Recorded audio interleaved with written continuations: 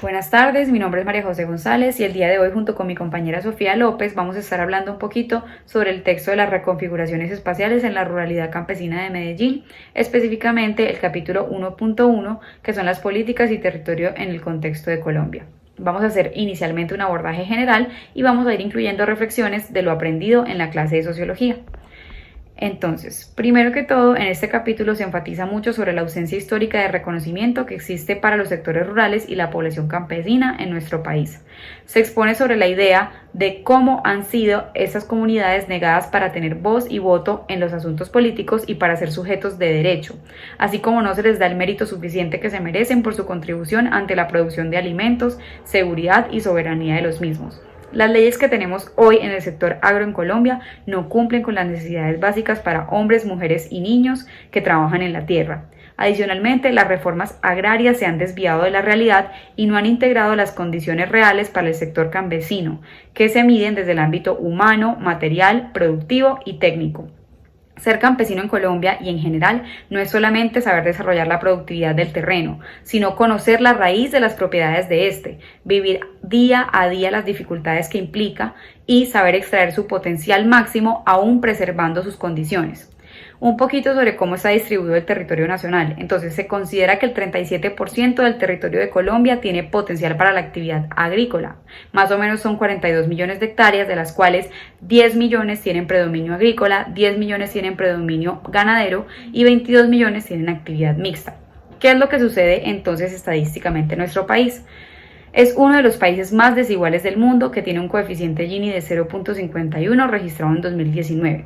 Para Latinoamérica es uno de los países con mayor concentración activa de la tierra, es decir, que el índice del coeficiente Gini en la área rural fue de 0.8 en 2019.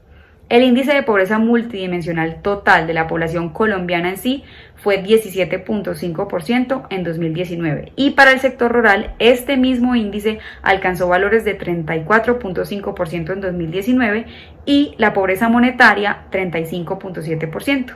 Incluso en las zonas rurales dispersas alcanzó valores del 47.5%, es decir, que no son cifras que no son considerables para nosotros.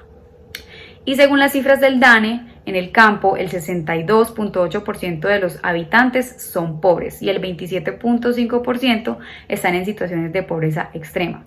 Esta desigualdad de las que les hablo en estadísticas no es un concepto lejano a lo que vivimos en la vida real. Por ejemplo, en el documental que vimos de la señorita María se refleja a través del hambre que padece la familia de esta protagonista cuando no alcanzan las cosechas que se planean. Es una lucha diaria que tienen los campesinos por sobrevivir en la montaña, que aunque es propia por el esfuerzo que ellos invierten, no se les dan los títulos de propiedad. Entonces, esto refleja que es el resultado de un sistema que ha marginalizado al campesino y lo ha puesto en una posición donde sus derechos laborales no se cumplen y no se ven reflejados con sus esfuerzos. Bueno, a continuación vamos a abordar las principales problemáticas territoriales y rurales que se encuentran ahora mismo en Colombia y cómo estas influyen en las dinámicas campesinas. La primera es la discriminación de la mujer campesina. Aproximadamente el 52% de la población rural son mujeres, o sea que es un número bastante considerable. El Estado como una institución ha minimizado las inequidades que afectan mayormente a la comunidad rural femenina y no ha tenido un real esfuerzo para incorporar las nuevas políticas públicas de género que se aplican transversalmente en nuestra sociedad, pero que no han llegado hasta la zona rural, es decir, que el gobierno no ha hecho esfuerzos para que esto se aplique equitativamente. Las principales desventajas que se reflejan en el documento sobre la vida de la mujer campesina son que la mujer campesina, 1, no hace parte de las leyes del desarrollo rural. 2, la sociedad está marcada por un predominio patriarcal donde la mujer juega un rol secundario ante su marido. 3, la violencia afecta a las mujeres desde dos contextos, el intrafamiliar y el conflicto armado.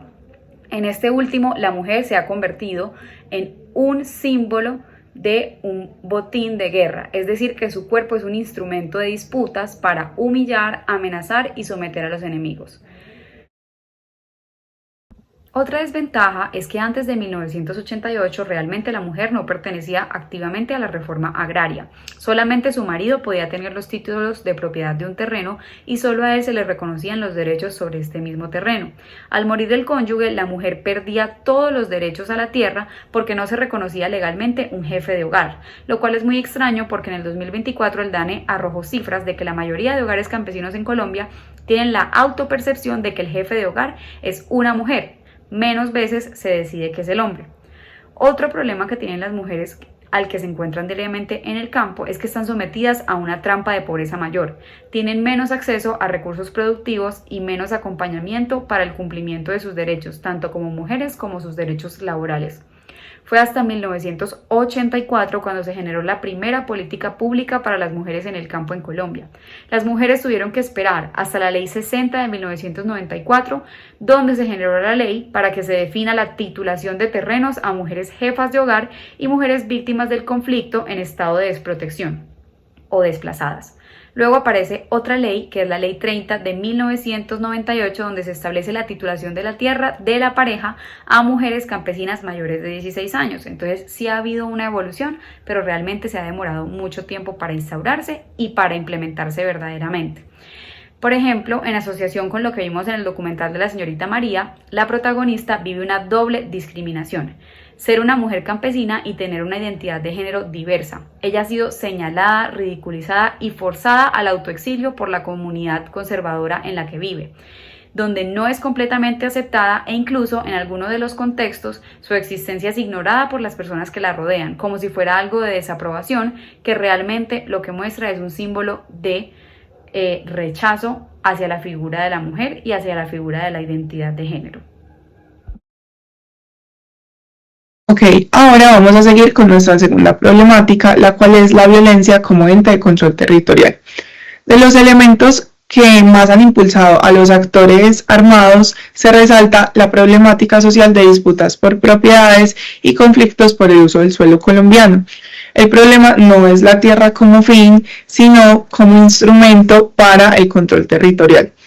Tenemos un aproximado, más o menos 6 millones de hectáreas, es lo que se ha apropiado el conflicto armado. Quiere decir que 5% de nuestro suelo colombiano ha sido expropiado.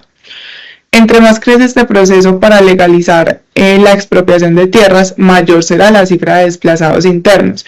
Actualmente Colombia ocupa el primer lugar en esta clasificación y son 5.5 millones de personas que en su mayoría son campesinos e indígenas, o sea, son los grupos más vulnerables.